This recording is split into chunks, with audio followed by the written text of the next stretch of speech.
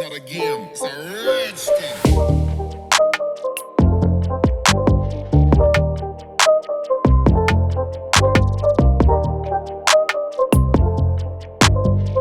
Oi, gente.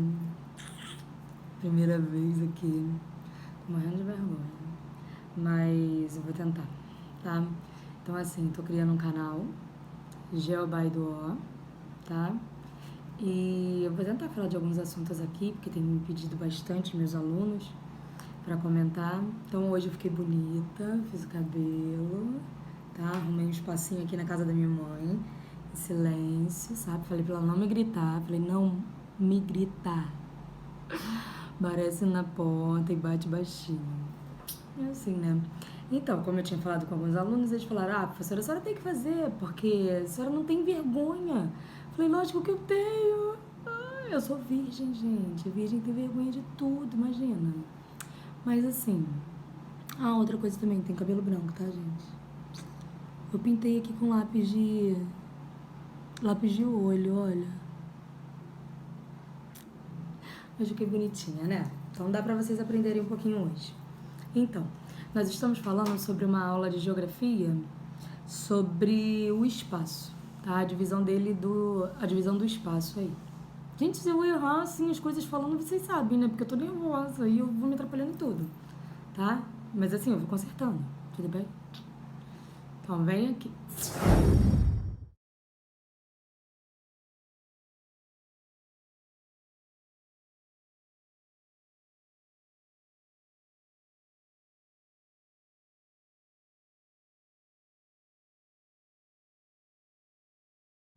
Vamos lá. A gente vai falar dessa divisão do espaço, né? Como ele se distribui. A gente vai ver também que essa divisão espacial ela ocorre também principalmente quando surgem, né, as primeiras revoluções industriais. E aí que tem uma mudança, né, muito grande no espaço, na questão de utilização de matéria-prima, na questão de modificação espacial, tá? Prejuízos ao meio ambiente, impactos ambientais, tá? E tudo mais. Então a gente tem aí a primeira revolução industrial, né, acontecendo na Inglaterra, país de industrialização clássica. Então a gente chama isso de primeira onda, tá? Primeira onda aí dessa inovação do espaço, tá? A gente tem depois a segunda revolução industrial, onde a gente tem aí a utilização, né, do petróleo, as máquinas se intensificam, a gente uma nova DIT, que é a divisão internacional do trabalho, quando a gente tem a relação, né, de colônia e metrópole sendo invertida um pouco, que não eram mais produtos naturais, produtos manufaturados, mas sim agora industrializados. E lembrando também que a indústria estava precisando de muita gente para consumir os produtos, porque os produtos estavam sendo produzidos a larga escala, né, e estavam ficando encalhados. Então, ou seja, eles precisavam de mais matéria-prima, porque a indústria estava muito rápida, e eles precisavam também de mercado consumidor. E aí vem a nova DIT, né? Que é a troca essa industrialização aí, produtos industrializados sendo vendidos para a colônia. E a colônia só podia também comprar os produtos da metrópole, entendeu? Era uma relação de dependência. Então, vamos lá. Essa foi a primeira onda, né? Primeira Revolução Industrial, depois Segunda Revolução Industrial. Eu tenho também a Segunda Guerra Mundial, quando termina, e eu tenho a Guerra Fria, né? A Guerra Fria foi um marco muito importante. Isso eu costumo sempre dizer, assim, quando a gente entende um pouquinho sobre Guerra Fria, a gente entende por que a gente hoje é tão mais evoluído. Porque se você pensar assim, há um tempinho atrás... Deixa eu botar aqui por causa das minhas pulseiras. Se a gente pensar assim, um pouquinho atrás, sabe? A gente não teve tanta evolução. Se a gente for olhar a história do homem, sabe? É tanto tempo, tantos anos que a gente passou e a gente não teve tanta evolução. Então chega aí 1950, ou seja, 1950 anos depois de Cristo, tá? E aí a gente tem uma evolução, um processo assim muito, muito rápido, tá? Eu costumo dizer que disputas podem ser saudáveis, tá? O mundo ele viveu uma época de terror quando se instaura a Guerra Fria, né? A gente termina a Segunda Guerra Mundial, tem aí o início da Guerra Fria, onde duas grandes potências disputam aí por ideologia, por corrida armamentista e corrida espacial, tá? Eles também fazem blocos de militarismo. A gente tem como o OTAN, que é dos Estados Unidos, e outro Pacto de Varsóvia, da União Soviética.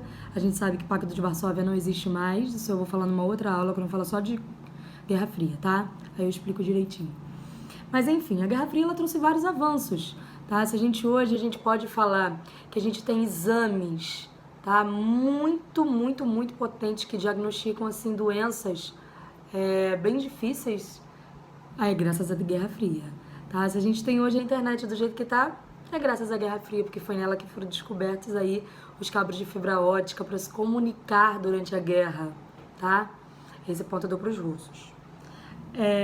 Se a gente tem hoje um mapeamento do nosso mundo por satélite em tempo real, um acompanhamento de uma previsão meteorológica, furacão, o que for, é graças à Guerra Fria. Também dou ponto para os russos. A gente também tem ponto para os russos porque, na verdade, foram eles que chegaram primeiro. Mas, assim, a difusão, né? A gente sabe. Os Estados Unidos, ele tem um marco muito grande, né?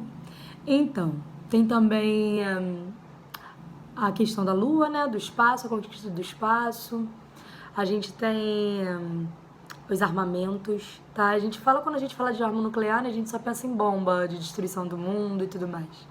Mas não é só isso, tá? A gente tem os exames complementares hoje, que a gente tem essa tecnologia, tá? Que é a tecnologia nuclear, tá? Então, ponto pra Guerra Fria.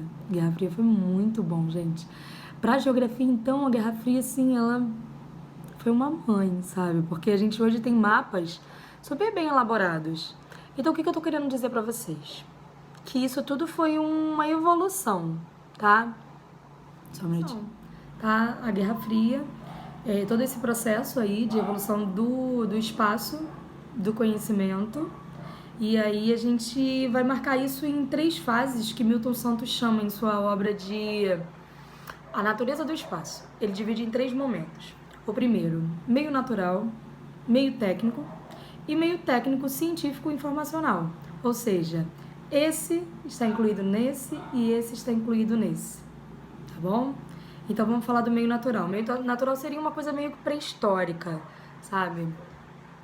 Seria uma coisa onde as pessoas daí tinham bastante possibilidades de explorar a matéria-prima sem interferir o meio ambiente, tá?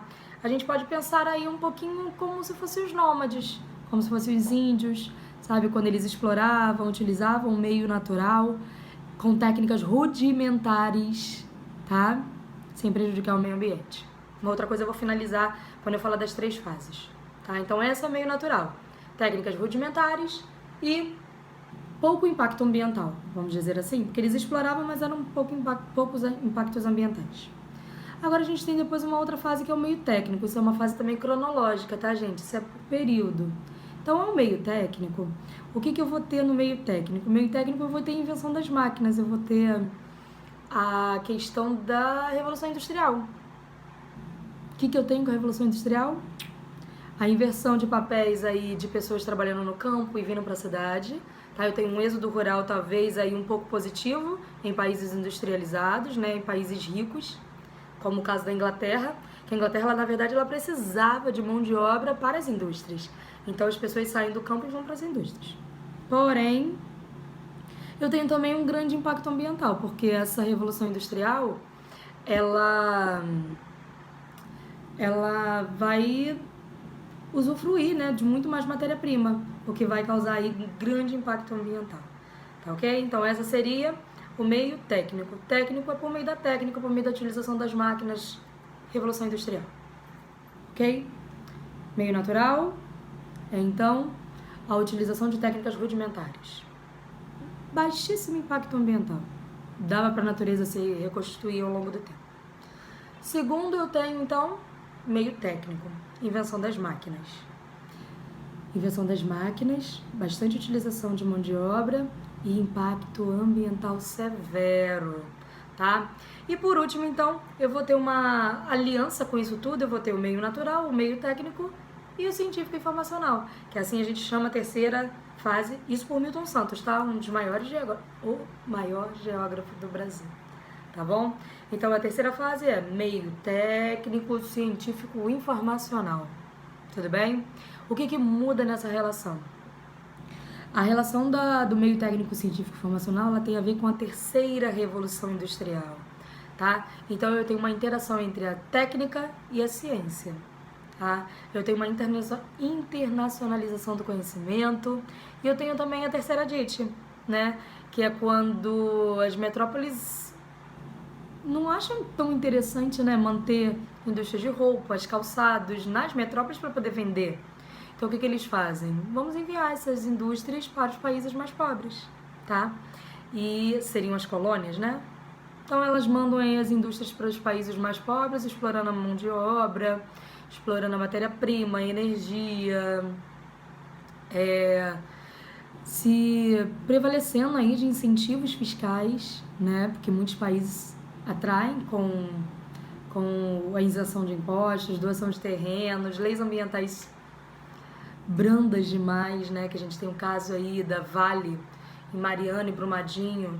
A Vale é uma empresa multinacional, né? Ela já foi nacional, foi vendida, e aí a gente tem aí uma grande exploração do meio natural num país subdesenvolvido ou em desenvolvimento, como a gente está chamando agora, né? Então esse país em desenvolvimento, ele atrai essas empresas, porque a gente tem uma mão de obra barata. E se fizerem algum impacto ambiental, não tem problema não. Assim como aconteceu, né? A gente vê aí que poucas famílias foram indenizadas, tá? Felizmente é um pouquinho dessa história aí do capitalismo, né? Deles querendo se prevalecer. Então, vamos finalizar isso. Meio natural, meio técnico, meio científico e informacional, tá? Eu poderia também citar alguns exemplos, tá? No dia de hoje. Porque eu queria que vocês entendessem que essas três fases, elas são sim cronológicas. O meio natural foi antigamente, o meio técnico foi depois e o meio científico e informacional um pouco mais, tá? Mas a gente pode incluir isso em qualquer momento da nossa vida. Eu costumo falar de bolo, até mesmo porque eu adoro bolo, né? Bolo, gente, bolo, tá bom? Então vamos pensar que se fosse o meio natural, seria um bolo confeccionado em casa, tá bom? Ele poderia até ser vendido, mas ele é forma de artesanato.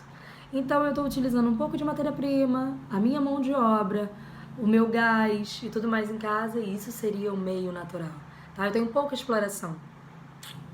Gostoso também, tá? Vamos lá. Isso seria também artesanato, tá? Se a gente quiser linkar aí as coisas, tá tudo certo.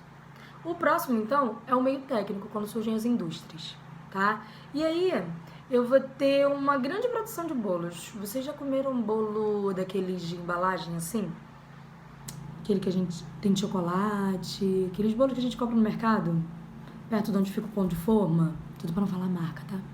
Então, esses bolos, eles seriam aí uma produção do meio técnico, eles são feitos por máquinas, tá? A gente come bolo, é igual comer um outro bolo, só que cada um tem o seu sabor, ok? Vamos pensar no meio técnico científico informacional? O meio técnico científico informacional seria essa indústria de bolo dando muito certo, tá? E você internacionalizando essa indústria de bolo para qualquer lugar do mundo. Isso porque você tem um meio de comunicação muito veloz e o meio de transporte também. Você consegue fazer uma reunião com o pessoal da sua empresa, tá? Por meio de videoconferência e tudo mais. Controle financeiro, tudo pela internet. Tudo bem? Então, dividimos então essas três fases. Meio técnico, meio natural, meio técnico e meio técnico científico e informacional, segundo o geógrafo Milton Santos, em sua obra A Natureza do Espaço. Fechou? Agora a gente tem um espaço novo, que esse espaço se chama espaço cibernético, tá? O espaço cibernético aí, ele tem a ver com uma questão de um alcance muito maior nessa globalização que estamos nos dias de hoje, tá? onde tem aí um alcance, uma ampliação das telecomunicações, a gente derruba as barreiras, a gente permite que o maior número de pessoas troquem informações instantaneamente, tá?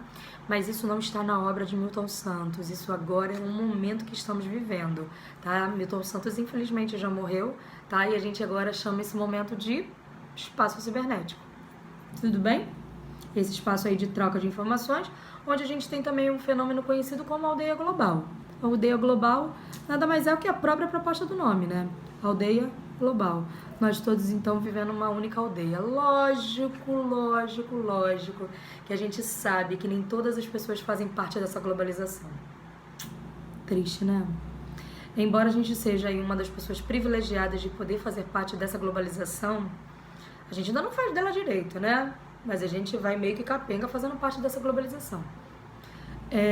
Tem muitas pessoas que não fazem parte dessa globalização, são excluídos digitalmente, né? E a gente sabe também que para ter globalização você tem que ter o poder de consumir. Não adianta só estar na loja, né? Você também tem que consumir. Então eu costumo falar assim, que nós somos numa cidade do Rio de Janeiro, uma das maiores cidades do Brasil, Rio de Janeiro e São Paulo, né, uma das mais desenvolvidas, mais industrializadas, urbanizadas. E nós temos tantos problemas, né, com a questão da globalização, o alcance da globalização, que não é para todos ainda, tá?